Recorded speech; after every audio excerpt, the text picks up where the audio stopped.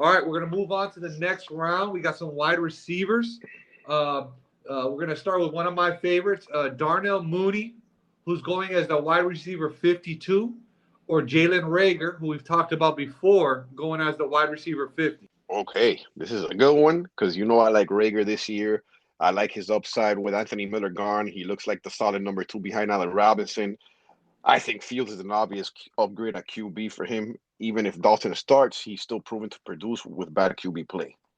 With Rager, it's all upside. In my opinion, I still see Mooney as more of a proven guy at this point, so I'm gonna have to go with Mooney. I think this dude is a super sleeper this year. Also, with Tariq Cohen on the PUP, it gives him a way better target share than Jalen. I'll tell you what, though, if I got Hurts, I'm going Rager, and if I got Fields, I'm going Mooney. Just another perspective I want to throw out there since they're so close, man. I mean, what do you think? To be honest, that's a great point, man. Because I'm always pushing that stacking argument. I'm always bringing that up, and in a vacuum, I lean like you. I lean towards Mooney.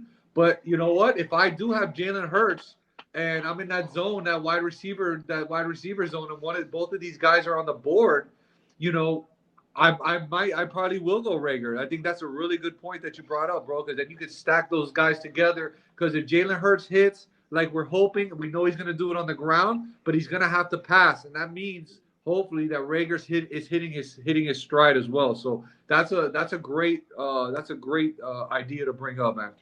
Yeah, I like that. Since you have brought that up about stacking in one of our previous episode about best ball, I think that's the way to go, man.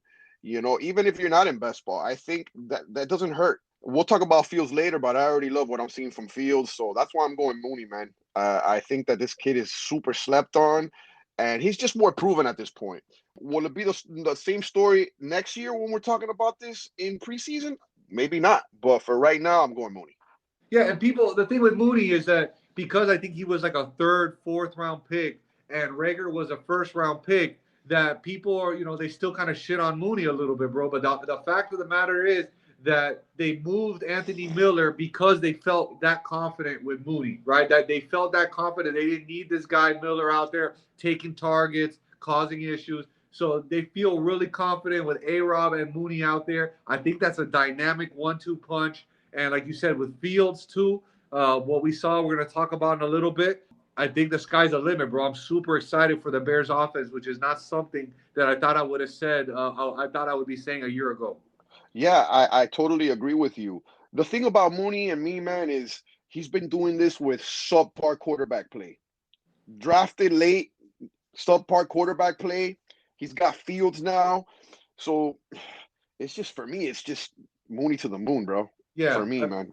definitely. And like you said, look at him. He's a wide receiver 52 right now in dynasty startups. This guy will be a wide receiver 3 next year. We're talking in the wide receiver 30. So at the least, so that's a 20 position jump within a matter of a year, and that's what we talk about finding the value before everybody catches up. You don't want to get the player after the breakout. You want to get the player before the breakout. Absolutely. And not only that, I'm not trying to bring anything bad up, but if anything happens to A-Rob, that guy's he's gonna get you points, dude. You Sure. know what I mean? And it's like you said, it's better to get him now.